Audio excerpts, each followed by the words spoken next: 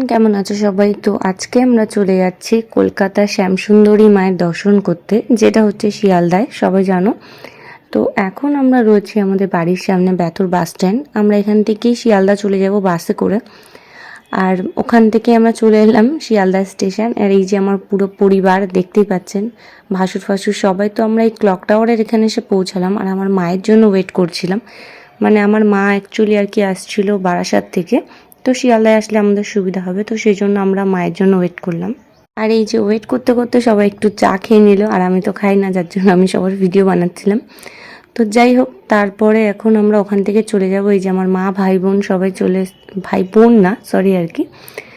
তো মা আর ভাই আসার পরে এই যে আমরা শিয়ালদার ব্রিজের নিচ থেকে চলে গেলাম। ব্রিজটা শেষ করে ওখান থেকে আমরা আবার মানিকতলা সুখিয়া স্ট্রিটের যে বাসটা থাকে সেখানে চলে যাব।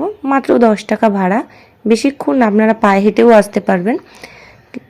এই যে আপনাকে সিগন্যালে নামিয়ে দেওয়ার পর ঠিক উল্টো দিকে আপনারা হেঁটে গিয়ে দেখতে পেয়ে যাবেন কলকাতা হোমিওপ্যাথিক মেডিকেল কলেজ হাসপাতাল, যেটা সেখানেই আপনারা দেখতে পাবেন যে প্রচুর ফুলের দোকান রয়েছে এখানে।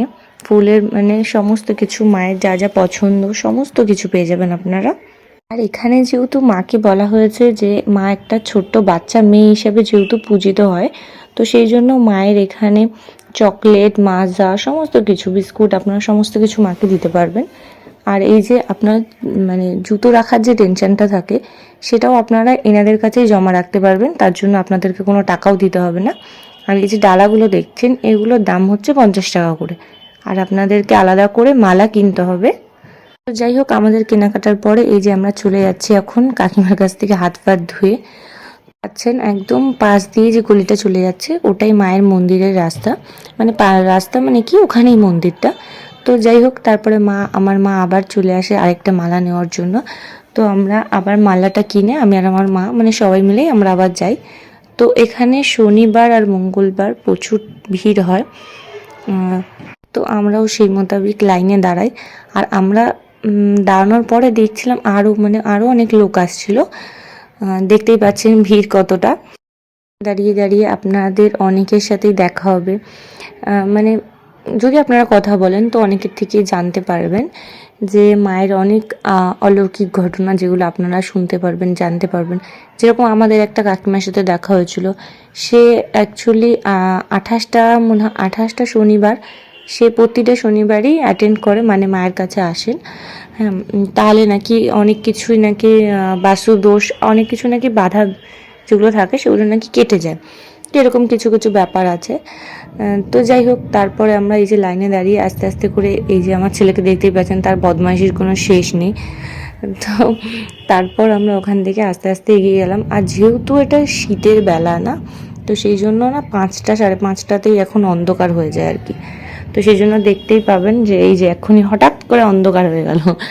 তো যাই হোক, তারপরে এই যে আমরা ভিতর দিকটায় গেলাম। আর এখানে আপনাদের পুজো দেওয়ার জন্য মানে যে যেরকম 11 টাকা 21 টাকা কিংবা তার বেশি কম যেরকম ইচ্ছা আপনারা এখানে এই যে দেখতেই পাচ্ছেন, এখানে জমা দিয়ে আপনাদের নামে পুজো দেওয়াতে পারবেন। আর এই যে দেখতেই পাচ্ছেন মায়ের দর্শন আমরা করে ফেললাম।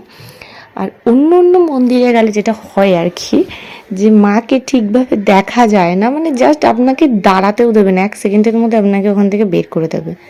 কিন্তু সত্যি কথা বলতে এই মন্দিরটাতে মানে এতটাই ভালো লাগবে না, যাওয়ার পরে আপনার যতক্ষণ ইচ্ছা আপনি মায়ের সাথে কথা বলতে পারবেন, মাকে আপনার দুঃখ কষ্ট সব কিছু জানাতে পারবেন, সুন্দরভাবে মাকে দেখতে পারবেন। অন্য কোনো মন্দিরে এই ব্যবস্থাটা সত্যি এতটা বাজে, মানে কি বলবো আর কি, কিছু বলার নেই।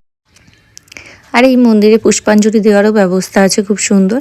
তো আমরাও অঞ্জলি দিয়ে ওখান থেকে বেরিয়ে যাব। আর মায়ের মন্দির খোলে হচ্ছে সকাল 5:30টার সময়, আর দুপুর 1টার সময় বন্ধ হয়ে যায়।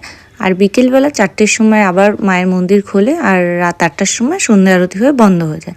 তো যাই হোক, তো আমরা এখানে ফটো কিনলাম।